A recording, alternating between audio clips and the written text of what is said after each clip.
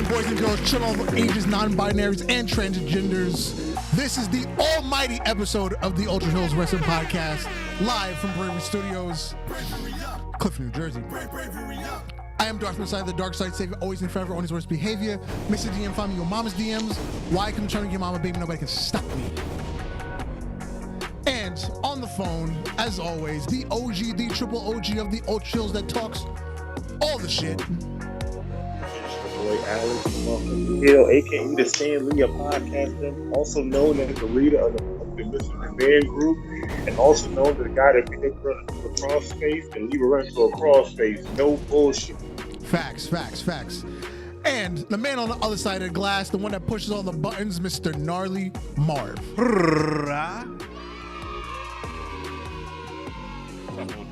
How you living, Gnarly Marv? I'm living good, bro. Living good. Yes, and this is the almighty episode because the almighty Bobby Lashley put the hurt on the Miz, and he's the world champion. Because business is booming. So damn long. What's going on down there by you, Alex? Huh? What's going on down there by you? Oh, you know, hot, cold again. Weird as weather. People coming back outside, you know, damn near almost somewhat normal, but not normal. Yeah. We had, one warm day, Marv? What was that, Monday? Yeah, man. Then I thought it was warm yesterday and today, but then the wind is like making it like 10 degrees lower. Yeah, because when it was warm Monday, so when I left my house on Tuesday, like, I was going to wear a hoodie. I got to the porch, and I was like, oh, fuck no. I got to go back and get a coat. Word. The wind was like... It was disrespectful. Yeah, word. I had the biggest argument of my life yesterday with somebody trying to tell me that the Green Ranger showing up in the Power Rangers Megazord and fucking them up wasn't the most gangster shit ever. I'm not a Power Rangers fan, so I wouldn't know. Bro, you don't even have to be. Okay. The man jumped into their Megazord where they fought like 1,000 people before the Green Ranger. Mm-hmm. And the fact that he went in the Megazord, no monster had ever done that before. Fucked him up. It's like getting fucked up in your own car and then someone tosses you out. Or like in your house. Like, it was disrespectful. Like, that's more gangster than Sopranos, the Breaking Bad, all that shit. Okay. That's the most gangster moment in television. I see your point. Like, I'm about to say he got a point because, you know, Green Ranger was an evil ranger that jumped into their shit and beat their asses outside of it, and then proceeded to jump out and then still whoop their ass hand to hand. Like, bro, no one's ever jumped into their shit before. That was the most gangster shit ever, bro. I don't know. People want to tell me, no, Sopranos. I'm like, nah, bro. Power Rangers. No. The most gangster thing is still the curb stomp in American History X. Oh, that's a movie. I was talking about television. Oh, okay. Pardon me. That shit. I remember the first time I saw that, I felt like a spine, like my spine get cold or something. Yeah. I never saw something so brutal in my life. Still, if I watch it today, I just, yeah. Oh, my God. That shit is brutal. What up, Bruno? What up, Kelvin?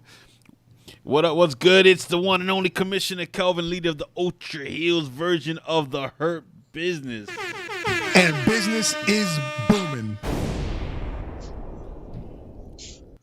Yeah. American History X, that shit'll test you. Yeah. You think you're tough? Watch that shit. Yeah. Oh my God. I think the first time I watched the first Saw movie, it got me, but then I was just immune to it after that. It was like, yeah. It goes away after a while. But you watch American History X 100 times. Yeah, that one doesn't go away. You just see like his like body change, like when he stomps on him. He goes like from alive to dead in like a second. Yeah. That was brutal. Yeah, that was brutal as hell.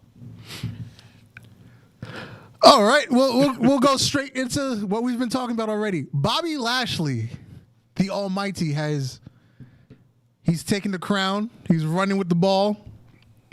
It was a very very simple match. He just whooped the shit out of the Miz. There was no offense from the Miz.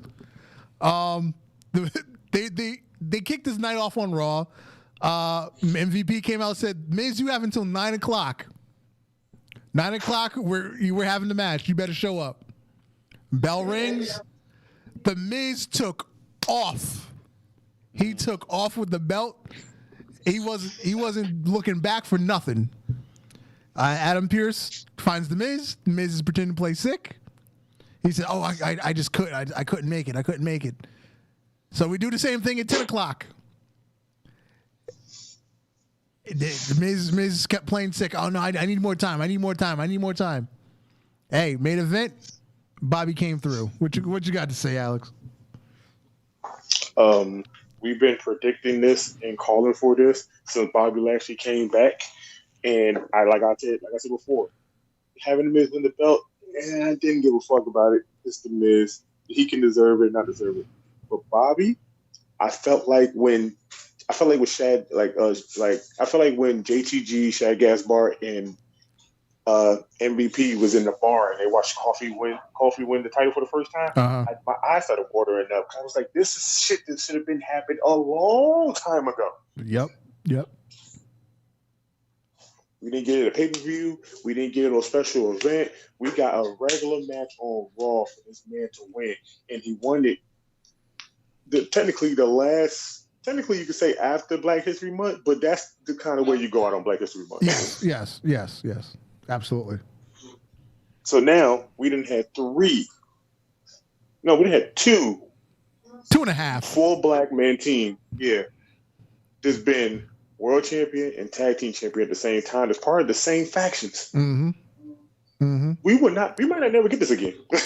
Yeah, it's what a time to be a wrestling fan, especially if you're of the melanin persuasion. Bruno says Lashley versus Lesnar at Mania. Let's go. Well, I was gonna move on to that because obviously since Bobby Lashley's been champion, everybody's saying, "Where's the Brock Lesnar match? Where's the Brock Lesnar match?" Well, Bobby Lashley put a little message on Twitter. He said, from a business standpoint, I understand why a Brock Lesnar match has never happened. There's no reason he would want to have a match with me, but now he does because I have something that he wants, and that's that belt. Yeah, that makes sense. Yes, he has something that Brock wants. And you know how Brock is. Brock show for big paydays. That's a big payday. Yes, it is. Because this is a match that we've been waiting for almost over 11 years to finally see these two fuckers have it. Not in the video game, not in the virtual world, not speaking it out or hoping it will happen. It can finally happen. We can finally write one of the checklists off of finally getting something from the past that finally came to fruition. And this is one of those matches where it's never happened, but when it happens in real time, both men are still in great physical condition to put on an amazing match. Yep. Yes, and it would be great because you got to think about it. Most Brock matches don't last long, and if they do, it's because Brock got carried out to come back out to finish the match. But him and Bobby, they have the same stamina, and this would be like almost a UFC type of wrestling match because they both are good with fighting for real in wrestling. We need to see this. I feel like this is the one time WWE should be like, look, all bets are off. Go out there, give me a show. There should be some bloodshed in this match because these two dudes need to have this. Absolutely.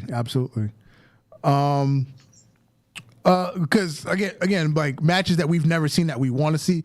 Like I've been over the Undertaker Sting thing for like the last 3 years. Everybody can say, "Oh, just do it." Like, no, I'm over it. Ever since the Goldberg match with Undertaker, no, thank you. Do not put him in a ring with anybody that's less than 10 years younger than him. Please don't. I'm excited to see what happens on Sunday with Sting and Darby Allin and Team Taz.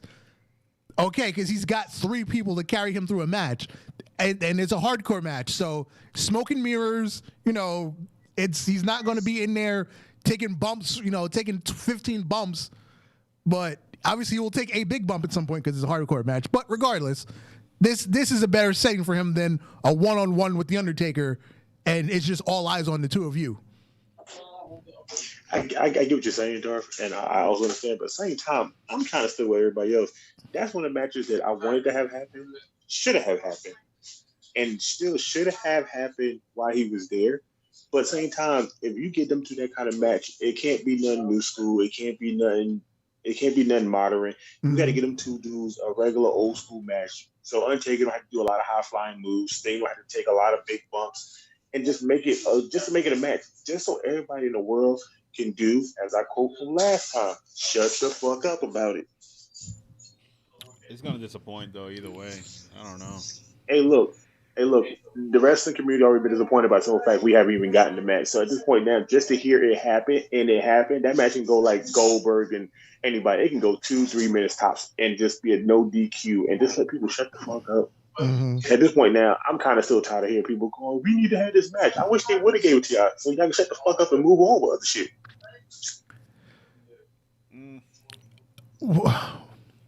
I was gonna say, what other match that hasn't happened that can happen, like if they're in the same promotion, that needs to happen?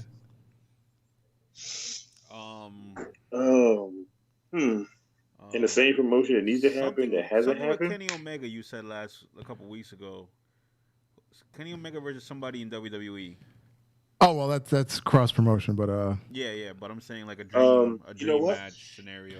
I think I said Kenny Omega, Dolph Ziggler. Was that what I said? No, yeah. Was it? I would go with if I want to see a match that's in the same kind of brand because that door is open now. Is Okada and Moxley. Okay, yeah, I see that. Because that's strong style versus crazy, and those two dudes, I feel like they put each other through the limit like they already do wherever the match they have. That's kind of a match I want to see. Or, like we've been saying, the Good Brothers versus anybody that fucking AEW let the fuck in at this point. I don't even give a damn at this point. I just need to see get the Good Brothers over here in the States, wrestling in the States against anybody at this point now. I don't give a fuck with Private Party. Yep. I don't give a fuck with SoCal. I don't give a fuck with the Young Bucks, anybody with TNA. I just want to see them fight in the States and whoop somebody's ass. There's something that should happen that we all wish would happen at this point. Yeah, because you know how your boy Tom and Tonga stay talking shit.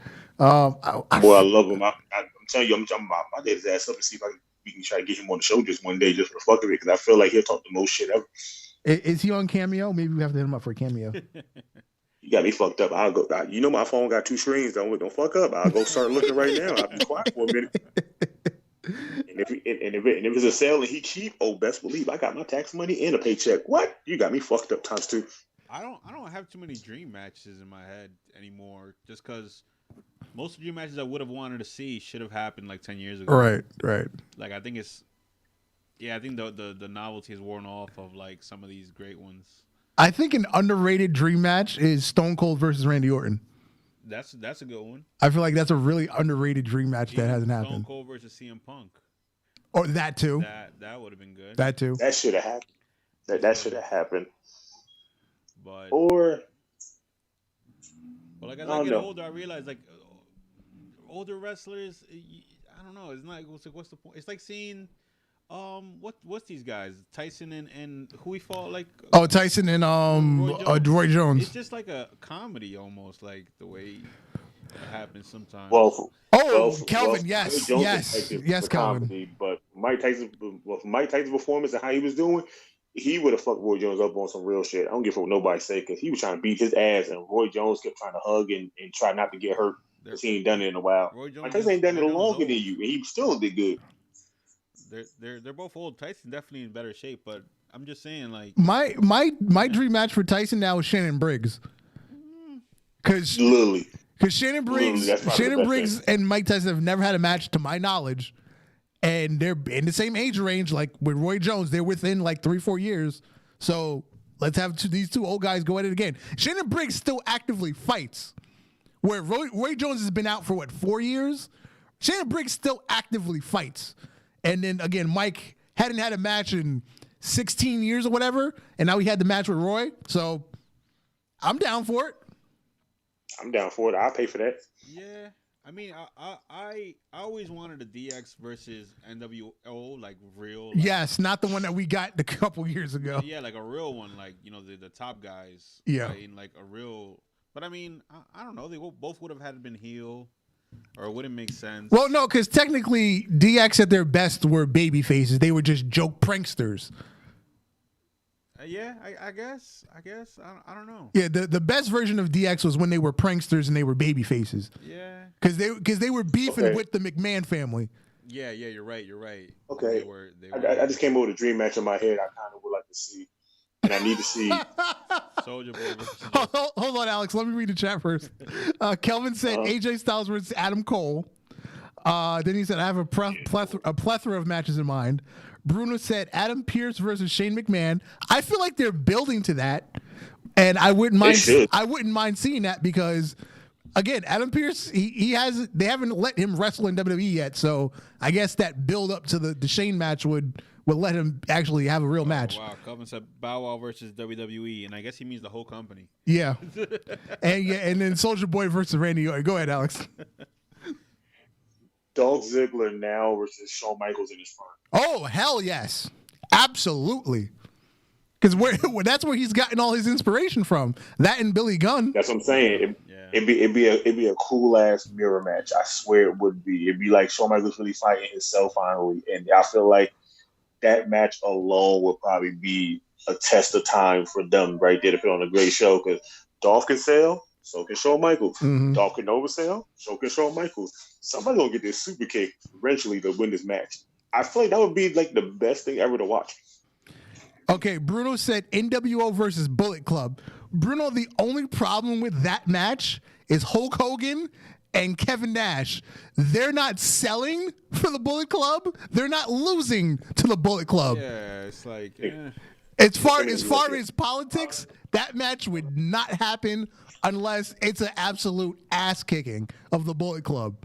They might be cool for Gallows and Anderson if you're using them from the Bullet Club, or they might be cool for Gorillas of Destiny.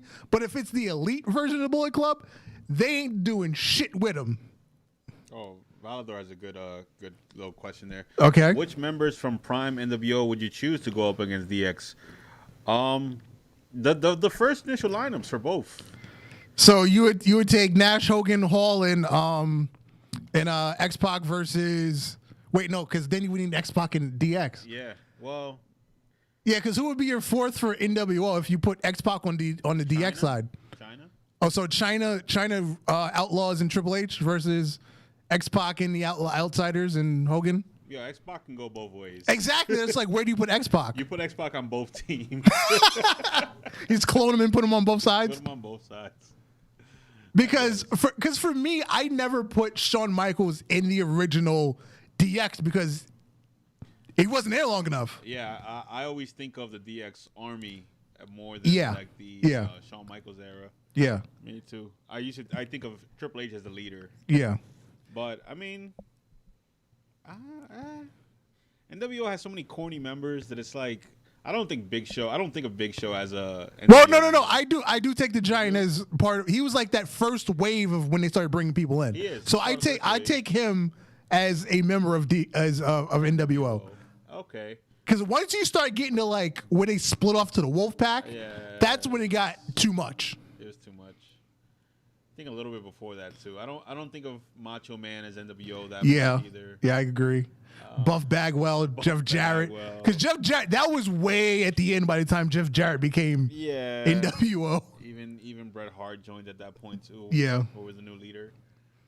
I don't know. It had to be really early on NWO and then like the DX Army after like at that point, I guess. It's kind of a strong consideration for me, but I'm okay with that match happening. So to go back to Bruno, if we take original Bullet Club, if we take Finn and let's say the Good Brothers, the Finn and the Good Brothers versus NWO, you might could get something out of that.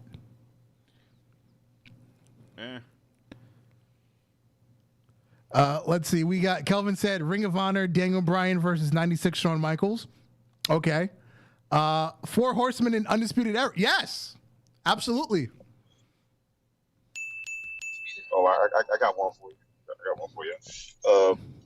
How about we do Ibushi versus Cesaro? Whoa! Wow. That's gonna be that. That's a clinic. I feel like them two dudes would be the epitome of fight forever. Yes. And in the spirit of Bruno's last suggestion, Evolution versus the Hurt Business. Yeah. You know what? I kind of want to play the game and just make the Hurt Business and run to SmackDown just to fight Evolution. Yeah, that's what the games are for. The dream matches. How about the Nation versus the Hurt Business? That too. Yeah, right. That works. Oh no, no. If we want to go with faction, it's got to be the Hurt Business versus the Hart Foundation. Okay. Okay. I can see because I can see MVP telling everybody that there's gonna be some broken hearts before this match is over. Nice. Lex Luger versus Cesaro, said Kelvin. What? Lex was never a good wrestler, though. He was all right. He's kind of like another Goldberg. Now, see, I think Lex Luger doesn't get enough credit. You think? Although, like in my head, I only have the Lex Express version of Lex in my head. That's all I can remember. Because that era is very fuzzy to me. Because for me, it's like I'm watching in retrospect. I wasn't watching wrestling then. I guess. I don't know. This could be a whole show. Matches. It could be a whole show. Yeah. It could. But anything else? Happy to Hurt Business as champions. Trying to think of anything else special happened on Raw this week. I mean, you still got Alexa Bliss, trying to haunt Randy. And I've kind of I think you said a couple weeks ago you lost interest. I've now lost interest in what's going on there until the Fiend actually reappears. Yeah. I think at this point now they're just trying to keep Alexa Bliss around just to keep the Fiend name alive without having to bring the Fiend back right now. Mm-hmm. And at this point now, I get it. It's cool. That's probably the best thing you could do to keep him on TV for a while. But at the same time, it's like, what else can you do? Mm-hmm. Don't get twisted though. I love me some Alexa Bliss. I'm always gonna love some Alexa Bliss. But at the same time, I love the little playground. I love the little vignettes. But if you're gonna keep doing this, you might just go ahead and bring the Fiend back and stop playing around.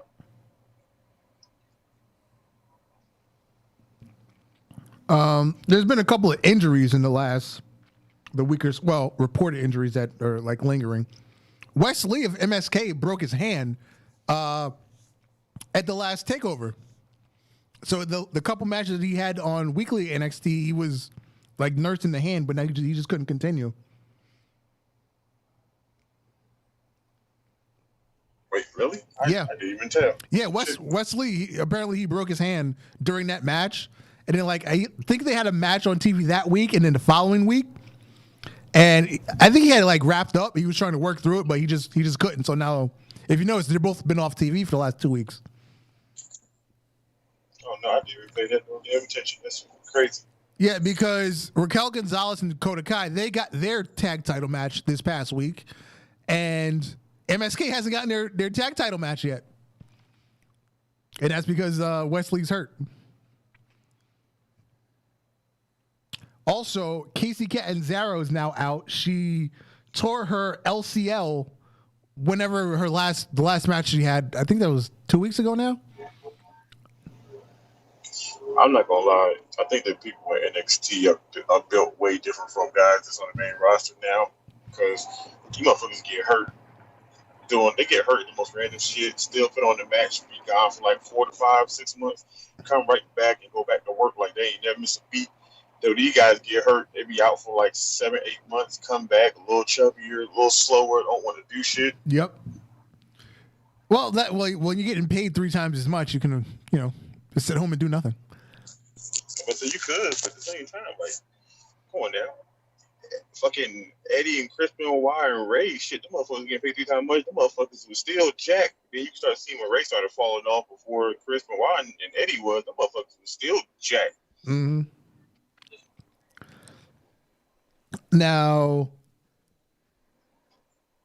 Finn Balor, he had a promo with Roderick Strong.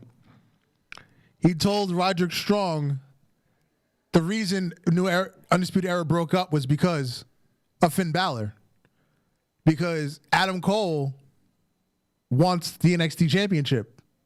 Adam Cole can't be without the NXT Champion. He is a selfish man. He couldn't stand to see anybody else succeed. Kyle O'Reilly was getting title shots. Roger Strong potentially could have himself been in line for a title shot, and Adam Cole didn't want to see anybody else flourish. Hey man, that's the life of the Shawn Michaels curse. except for people in this group. Once he super kicked them all out the group, they still going to flourish and still be tag team and single good competitors. Right, Janae, we just fucked over twice. Yeah, but that's the beauty of this angle, because by breaking them up, you've now made them all single stars. I mean, Roderick Strong was already on his own as a single pre-Undisputed Era because he wasn't there when Adam Cole and Bobby Fish and Kyle O'Reilly showed up. But you're just going to bump all of them to the next level. Well, not Bobby Fish because he's old and I don't think they were going to use him as a single. But yeah, this is going to take Kyle O'Reilly and Roderick Strong to the next level, because I feel like Finn Balor is going to dispense of Adam Cole, and then either Roddy or Kyle O'Reilly will get another title match. I feel like this. If it comes down to it, I need to see Kyle O'Reilly, Adam Cole, and Finn Balor in a triple threat match for the NXT title. No, actually, you know what? You just gave me an idea. Probably the better route would be you just have Cole, O'Reilly, and Strong triple threat. Winner faces Finn.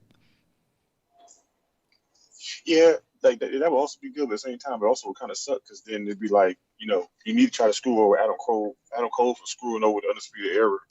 Yeah, okay, I got you.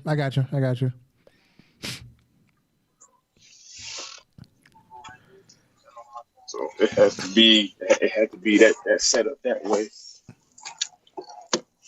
And how do you feel about LA Knight? I can't get over the name. The name is retarded, but he is cutting some fucking awesome promos. Dude, that promo he cut when he said, "Oh, everybody said WWE the dream. This is the light. No, this is a business. When you get your ass in here, I'm beating your ass." I was like, first of all, thank you for finally somebody not saying that goddamn line.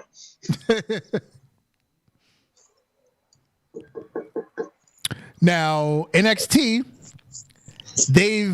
what some people are saying, they're conceding the Wednesday Night War because they're moving to Tuesday starting on April 13th, I believe is the correct date.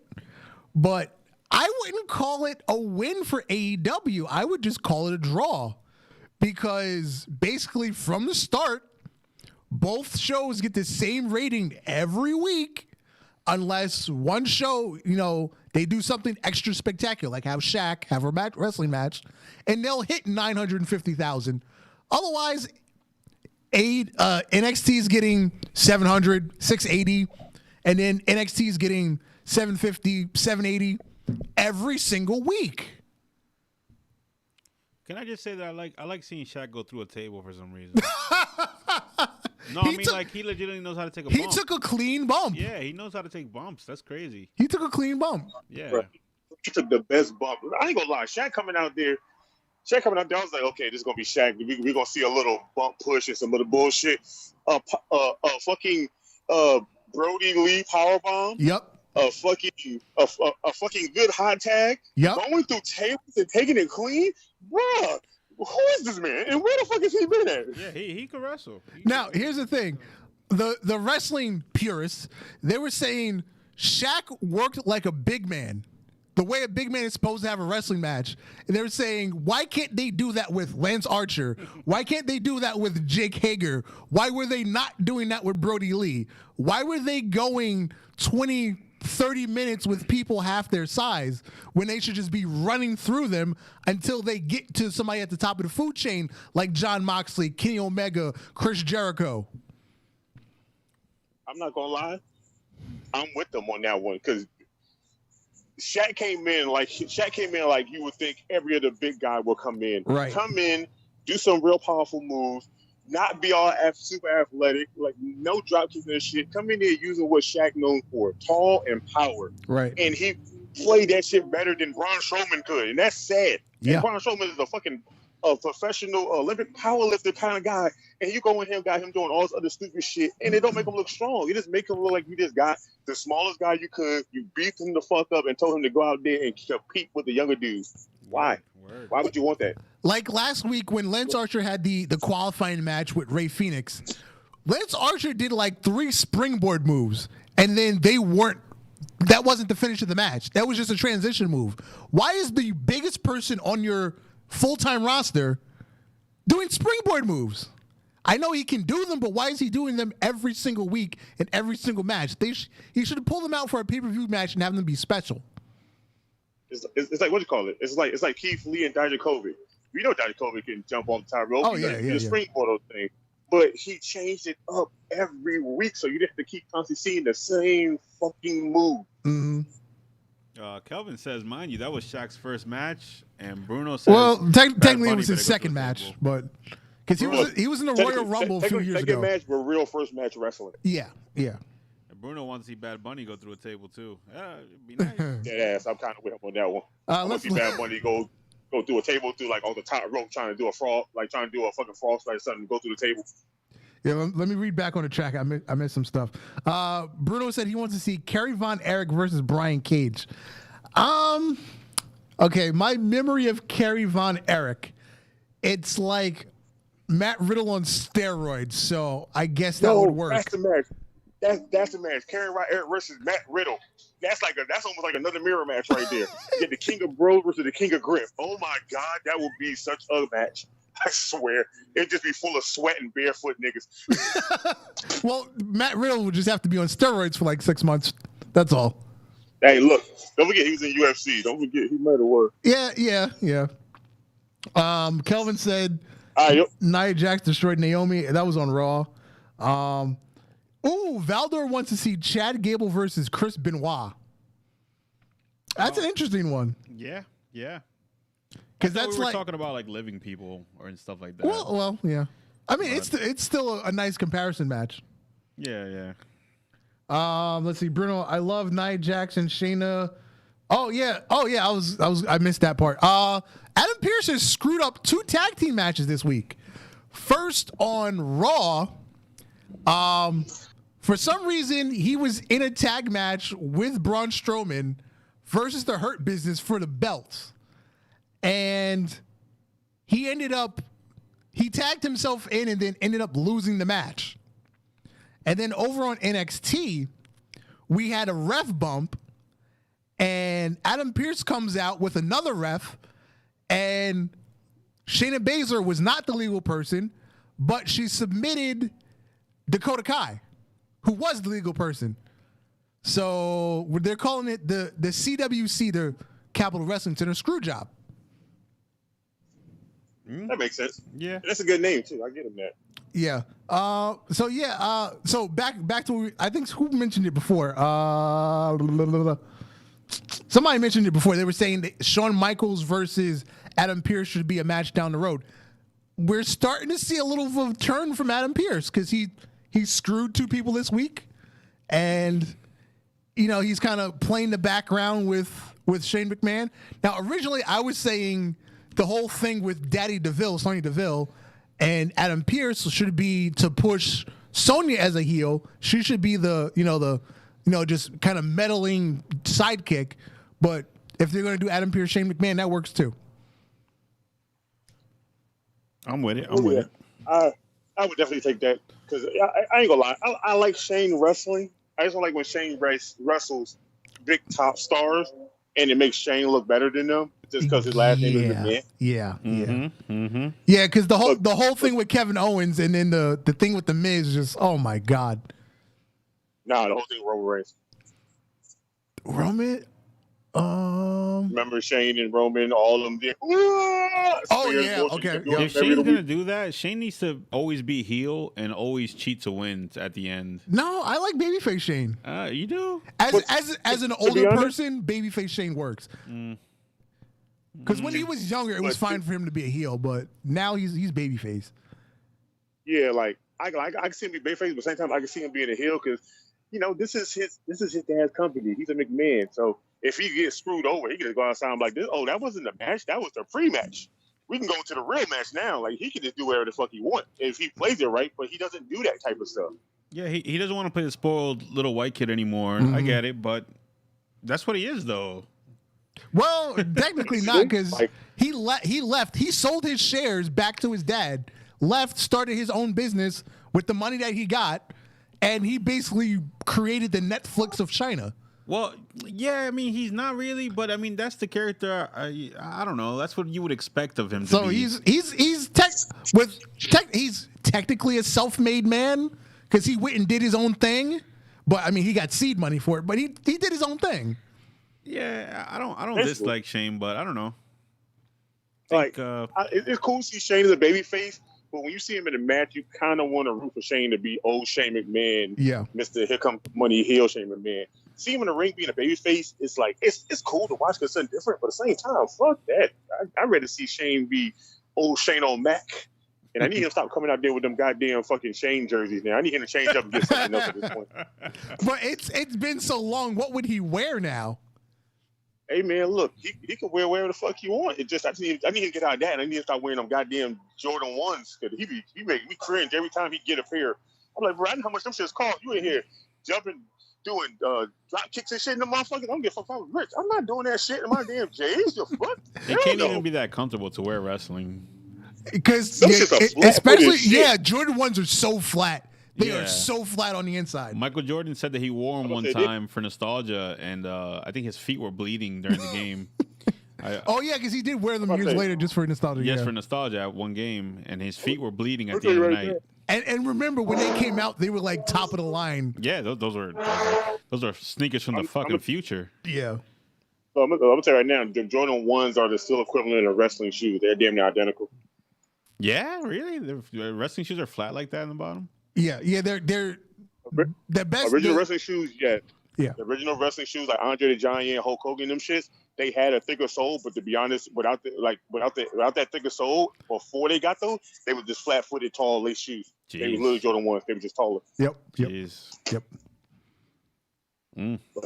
yeah. Oh no. Creasing the J's, said George F. Shout out to George F. Yeah. Bruno mentioned Cass XL and Enzo Real One appearing for Luke Gallows this past weekend. Oh yeah, they appeared on Impact Plus house show that was damn near like an indie show. Yep. But that was still cool because Enzo's back kind of wrestling, and I'm okay with this because he's not as crazy as he was a couple of years ago. He's actually toned down and started becoming more of a regular motherfucker. Yeah, and Cass shows up with the beard and still super jacked, and he's out here still doing wrestling, and they're still good friends. So I'm happy to still see them out here doing something and not fucking having heart attacks and trying to raid fucking pay-per-views. Yeah, because when they did that one Ring of Honor appearance, that was awkward. Because apparently they didn't. Whoever was in the ring didn't know it was that spot was coming, and they like really wanted to fight them. Yeah, they did. Yeah, because from what Enzo said on Twitter, that it was if you'd have ran, ROH knew they was coming. They told them to come do something. Then they told them to just jump the barricade, get in the ring, and start fighting them. But they never went and told none of the wrestlers in the ring. Yeah. So it was a real shock when they jumped the damn thing because it was for real. They didn't know what the fuck was really happening. Yeah. Yep. So they did. So Enzo was about to really get a full-on ass whooping. Yeah. But we were talking about the Shaq match. Now, Cody and Jade Cargill and Shaq, they were working on that match for like 2 months. Cody, along with Dustin and QT Marshall, they were at the Nightmare Factory, plotting out this match for over 2 months. They did pretty damn good for, celebrity Shaq, Jade Cargill, her first wrestling match, having no prior wrestling experience. There was nothing, drastically, obviously wrong with the match. Yeah, there was a couple timing issues, but that even happens with experienced people. So I give them a pass on this one. I wonder what Dave Meltzer said about it. I wonder he grabbed his lotion and started getting his Young Bucks tissues and started going to town. But that's just it. It was a Cody match. It wasn't a Young Bucks match. He does grade a little harder on Cody. I'm about to say, yeah, he does good on. He don't do great on Cody, but you got 2 black women and Shaq ass in the ring. I know he has something to say.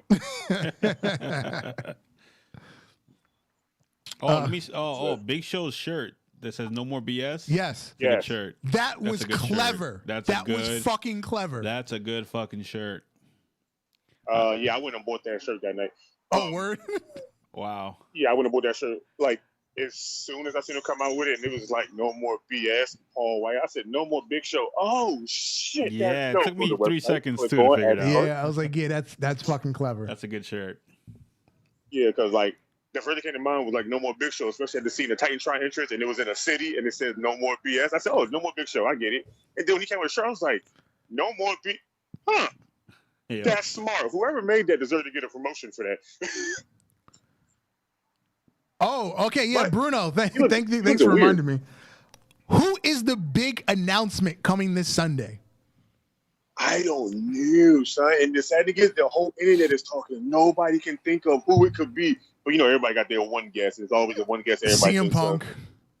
Yeah, CM Punk's always at the top of the list. Let's see. People have said The Rock. People have said John Cena, Kurt Angle, Batista. I heard some people say Batista, and it could be true for Batista because you know he's on a legend contract with WWE. At the same time, he don't really technically work for them fuckers, so he could do basically whatever the hell he really wants to. And I can see him just going there just for the shock of it, and be there once in a while. Because you know they probably treat him better in AEW than they will WWE. Mm-hmm. But I can't think of who the fuck they chose to go there.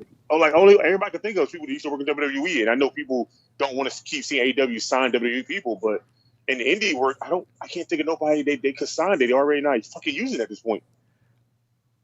The one person that I thought of, they were recently told to go home. Somebody told them to go home on WWE television. They're a legend. They're a Hall of Famer, a multi-time Hall of Famer. Ric Flair. Ooh. Because Tully's there, Arn is there. We just had JJ Dillon show up. Missing one more. We're missing one more for the Four Horsemen. Now all we need is, woo! And we got the Horsemen there. And a couple months ago, we talked about how the trademark for the Horsemen, WWE let go. Rick didn't pick it up, but Arn picked up the trademark for it. Is Ric Flair coming over? Is that going to be the Hall of Fame worthy person? You know what's funny? It would probably be in his best interest because at this point now, him and Charlotte Flair, little daddy and daughter at good terms and bad term bullshit, it's starting to get really old. It's starting to almost feel like Vince McMahon and Stephanie McMahon bullshit all over again. And I don't want to see a rehash of that. Charlotte's good her own way. Yep. She don't need her dad for nothing. She don't need him for no appearances to make her look good. She can do it at home. That's cool. Ric Flair is kind of one of them guys that I feel like wherever he shows up at, he just gives off that energy that motherfuckers need. But he also got that knowledge of being in a ring that he could probably make another Triple H somewhere else. Mm-hmm. Now, speaking of the Horsemen and Tully Blanchard had his first match in over 30 years. And I ain't gonna lie, that springboard fucking suplex he did, I got a little scared, but at the same time, I was intrigued in a motherfucker. When he stood back up and he staggered, I was like, yeah, that's that old man brain. Because when you move your brain fluid too fast, it says, fuck you, I'm laying back down. And I got scared like he's about to have a stroke. No, I'm dead serious. That wasn't a joke. I was dead serious on that one. It was, and I was, like I said, I was intrigued when I saw it. But at the same time, I was like, I hope he's okay. Hope he don't die in this ring. This is a little terrifying. But at the same time, when he hit that shit, he hit that bitch fast as hell. Like them dudes in the Indies. I was like, what the fuck? Where did this come from? But for what he did at his age, that hats off to him. Hats off to him on that one. Don't forget the Rock and Roll Express. Oh well, but they've been working straight for the last 40-something years. Tully took off for 30 years or 25 years, however long it's been. I think his last match was like 93 or something like that.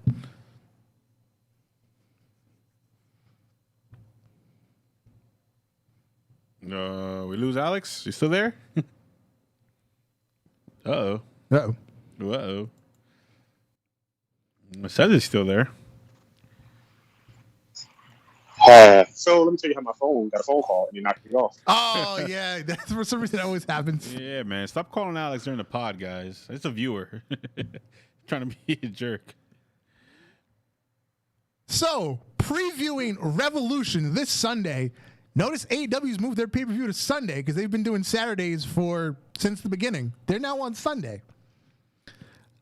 We've got the Young Bucks versus Chris Jericho and MJF. And after beating up Papa Buck, did you notice that Papa Buck looks like if Sting had a love child with Ozzy Osbourne? Jesus. Not the singer Sting, the wrestler Sting. I know. If Sting and Ozzy Osbourne had a child, that's the Young Bucks' father.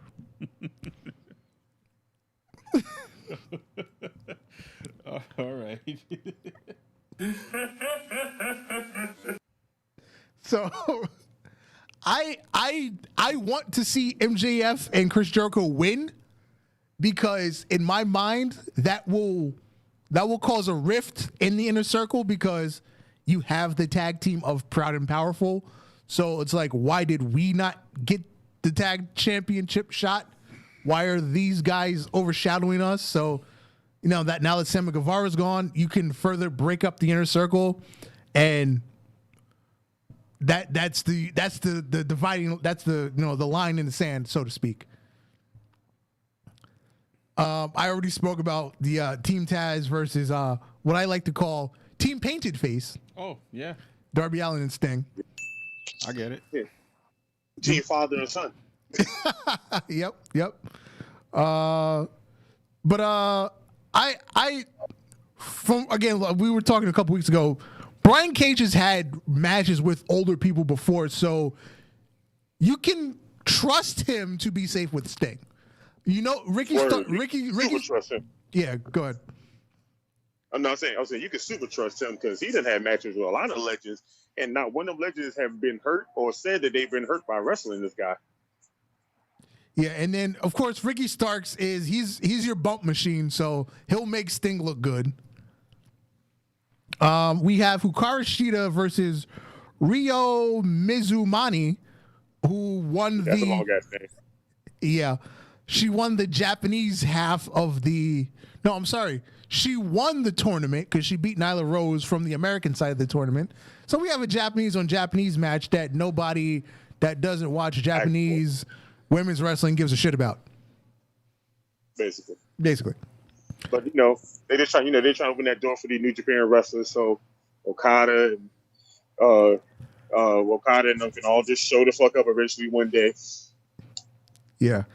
We have the Big Money match with Big Money Matt versus Hangman Adam Page. The winner receives the loser's paycheck for the first quarter of 2021. I ain't gonna lie, that's a good stipulation for a match. I'll fight somebody for that kind of shit. And I'm making sure I win. If only it were true, but good stipulation, yes. Yeah. So we have the Face of the Revolution ladder match. I'm not sure how most of these people got in this match. Some people had to qualify. Other people just showed up, and I unplugged my headphones. Uh-oh. I'm still talking. Goddamn. There we go. I'm good. We got Cody Rhodes, Scorpio Sky. I'm going to call him Penta El Zero Miedo. I don't want to read that whole name, and for some reason I'm blanking. Yeah, just Penta. Lance Archer, Max Caster, and one person to be named later. So we have a second surprise person on Sunday. I wonder who that could be. I like to throw Teddy Hart name out there, but he locked up again for, reasons unknown. Yeah. Let's see who on the roster deserves a bump. Maybe like Brian Pillman Jr. You can throw in this. Oh yeah, he did get signed today, so yeah, that could work. Yeah, you can throw him in that. Or maybe it's a crossover. Bring somebody in from Impact, like Chris Bay. Oh yes. So go ahead. What's his name from that damn group that Abyss was a part of? The K. What's his name? The one Crazy Steve? Yeah, I can see him being in that match. That's down his alley. Okay, yep. I didn't know this was a match, but apparently it's happening. We have Miro and Kip Sabian versus Orange Cassidy and Chuck Taylor. Yeah. They're still fighting over the wedding. Oh, yeah, on the Instagram, Ultra Heelz Wrestling Podcast on Instagram, I put up a post. It started with the picture of, the Lana and Bobby Lashley wedding and, Rusev coming in to break up the wedding. So, and then on the bottom, it's, how's it going? How's it been? How's it going? On the bottom, Rusev is still fighting at a wedding 2 years later. And we now have world champion Bobby Lashley. So some people just don't learn. Rusev been fighting that wedding. He fought at his own wedding. He fought at his wife's future wedding, and now he's fighting at his friend's wedding. At this point now, all he had to do is fight at his child wedding, and he done hit all the marks. Exactly. That Apple New Jacks from Kellogg's with the free box cutter inside. That shit made my day. Free box cutter inside. Free box cutter with your cereal. That's awesome. Crazy. So we're going to have a big clusterfuck match because it's the Casino Tag Team Battle Royal match. Don't ask me who's in it. They're having a Battle Royal with tag teams. So that means Fire Party and every other tag team is on the roster. They ain't a part of AEW Dark. It's just going to be in this damn match. Hold on. Let me scroll back down. Okay. Bear Country, Dark Order. Dark Order again. So 2 sets of tag teams from Dark Order. Inner Circle, that would be Proud and Powerful. Butcher and Blade, Private Party, Top Flight, Death Triangle, Varsity Blondes, the Seidel Brothers, SoCal Uncensored, Natural Nightmares, Chaos Project, Gun Club, another tag team from Dark Order, a third tag team from Dark Order, and Pretty Picture. Yeah, so the tag teams are Alan Angels and Preston Vance, Alex Reynolds, John Silver, Eva Uno, Still Grayson. So you have 6 people from Dark Order in this match. That's gonna be weird because that's just basically a 6 versus everybody. Yeah, basically. I would like to see the Varsity Blondes win because again, I'm partial to Brian Pillman Jr. or the Seidel brothers. I would like to see the Seidel brothers win too. Seidel brothers, Blondes, Private Party because I just like them dudes because we kind of met them, so I kind of like them just on being cool people. Whoa! Hold on. Top Flight. I'm sorry, Order. Top Flight. I'm gonna go with Top Flight. I forgot about them. I like to see Top Flight. I like to see one of the groups from the Dark Order win, just one. And I really kind of want to be Evil Uno, what you call it? Uno and Grayson. Yeah, I just kind of I want to see them win it just for the fuck of it. I guess it will please me. On the pre-show, we're gonna have Riho and Thunder Rosa versus Britt Baker and Rebel. Don't call her Reba. Reba, fuck that. and our main event in the exploding barbed wire death match for the AEW World Championship, Kenny Omega and in his corner Don Callis versus Unscripted Violence Jon Moxley, the IWGP United States Champion who doesn't bring his belt anymore, even though the forbidden door has been opened. I don't think you want to carry that bitch around there. I don't know. I'd bring my gold with me. This is how we are from the hood. That's as you should. Basically, you take your gold with you. You don't leave it on the dresser. You get it snatched off your neck in the streets, not taken off your dresser. This is a certified hood classic.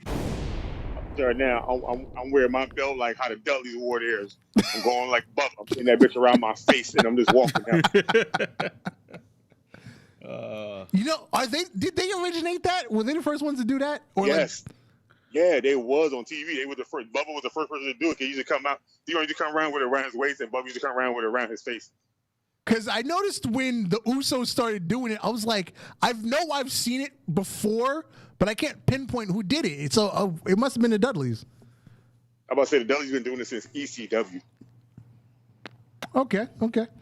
So they've been doing it for a long time. So when they get they get to the main roster, it was like Bubba's thing when they wore the belt. Bubba had that bitch around his face, and then when he left, he went to TNA. He did it again. He had it around his face. That's just been his thing. So for this exploding barbed wire death match, what will we expect? Because there's been a lot of criticism that AEW hasn't shown any classic footage of any of these matches. They haven't, purchased the rights to any of them. So somebody that's not familiar with one doesn't know what it looks like.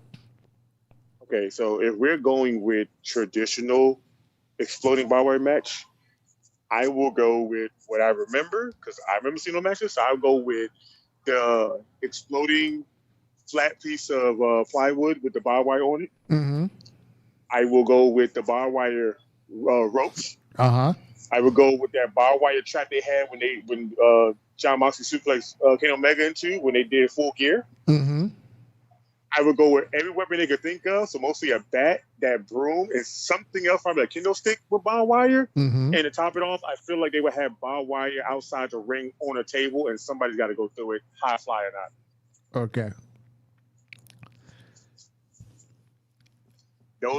That's literally an exploding barbed wire match from Cactus Jack days all the way through Japan lifestyle. That's literally what they are. I will see that happening because we know WWE would never have that shit happen now. Nope. But this would have been the Attitude Era. Oh my God, we'd have probably had a whole bunch of them shit, especially with me. I believe the last time you saw barbed wire in WWE was the Ambrose Asylum match with Chris Jericho. Yep, that's the last time barbed wire has been introduced. Hell, we done got thumbtacks more than anything else in WWE than any other weapon at this point, next to chairs, ladders, and tables. Yeah, Randy and somebody did thumbtacks. I forgot who it was. I know Randy done been in thumbtacks 3 different occasions now over the course of him being there. Yeah. But yeah, we get thumbtacks more than anything now. Like thumbtacks is literally just under the ring in the black velvet bag all the time at this point now. Mm-hmm. But I just realized something. Thumbtacks in the game or one of the SmackDown games before too, but it wasn't that I used to could just grab under there, but it was a certain thing you only could get once, and that was it.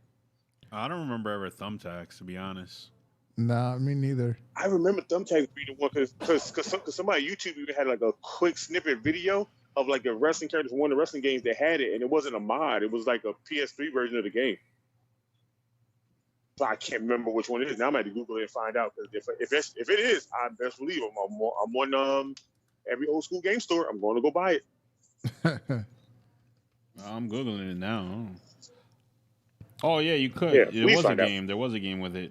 It looks like it was like... Wait, what? No, I can't even tell you what game this is from the picture. It definitely looks like it's from the Ruthless Aggression era. Video game. Was it the Dreamcast game? No. It looks like a PS3 game. Okay. And well, that's interesting. Yeah, there ain't no backyard wrestling games if you had. Yeah, yo, you remember the backyard wrestling games? Yeah. Oh my God, I still own the first one.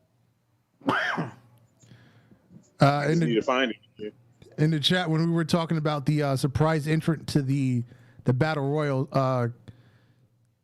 Kelvin mentioned Sean Spears because he did show up and help FTR and Tully this week because he is Tully Blanchard's other client that just kind of does nothing. And Colt Cabana is not on the card that we know of, so he will because I'm assuming Kelvin was talking about Colt Cabana being in the Battle Royal as a tag team member. So no, he is not listed on the card. That's strange. Yeah, no Colt Cabana. Yeah, who is he going to team with? -1?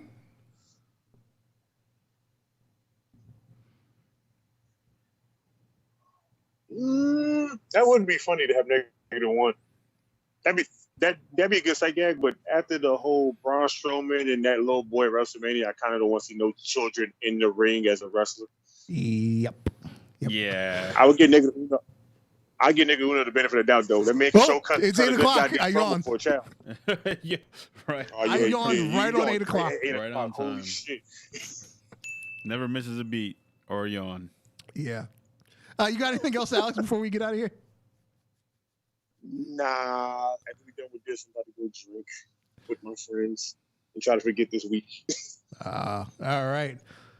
Also gonna drink for the Hurt Business. Yes. It has been this was the almighty episode of the Ultra Hill Podcast. I'm Darth Messiah. You, sir.